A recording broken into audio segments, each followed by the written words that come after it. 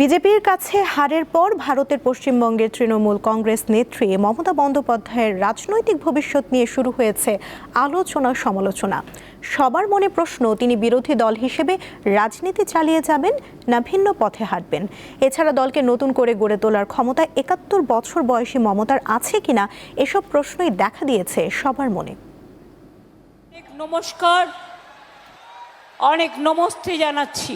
পরাজয়ে ডরে না বীর, ভয়ে কাঁপে কাপুরুষ, লড়ে যায় বীর। মমতা বন্দ্যোপাধ্যায়কে সকলে এতদিন বীর হিসেবেই দেখে এসেছেন, কিন্তু সত্তরোর্ধ্ব মমতার শারীরিক ও মানসিক সক্ষমতার সামনে কঠিন পরীক্ষাই অপেক্ষা করছে বলে ধারণা করা হচ্ছে। সেই টাকাও বন্ধ করে দিয়েছে, কিন্তু আমরা আমাদের কাজ চালিয়ে যাচ্ছি। সংবিধান অনুযায়ী ৭ মে শেষ হবে ভারতের পশ্চিমবঙ্গের বর্তমান রাজ্য সরকারের মেয়াদ, অর্থাৎ স্বেচ্ছায় পদত্যাগ করুন বা না করুন, মুখ্যমন্ত্রী হিসেবে মুকুটটিও হারাচ্ছেন মমতা বন্দ্যোপাধ্যায়। আর এখান থেকে এই রাজনীতিকের ভবিষ্যৎ নিয়ে জল্পনা শুরু হয়েছে। দিল্লিতে আর নেই দরকার, আগে আপনাদের পরিবর্তন করতে হবে। ভারতের রাজনৈতিক বিশ্লেষকরা বলছেন, তৃণমূলের এভাবে ভরাডুবির পর এখনই রাজ্যে মাথা তুলে দাঁড়ানো মমতার পক্ষে অসম্ভব।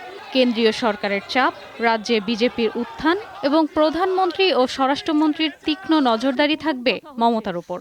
আমরা কিন্তু হারিনি, আমাদের ১০০ সিট জোর করে লুট করা হয়েছে।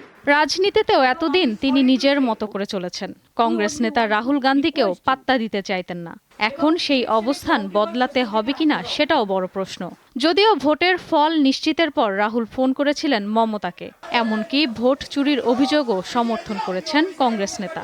আপনারা যেভাবে আমাদের বরণ করেছেন, আমাকে ২০১১ সালে মমতা মুখ্যমন্ত্রী হওয়ার পর ধীরে ধীরে দলীয় রাজনীতিতে উত্থান ঘটে ভাইয়ের ছেলে অভিষেক বন্দ্যোপাধ্যায়ের। ক্রমে তিনিই হয়ে ওঠেন মমতার ডান হাত ও পাওয়ার সেন্টার। তৃণমূল কংগ্রেসে যে অসন্তোষ বা বিতর্কের সূত্রপাত, সেটাও অভিষেককে ঘিরেই।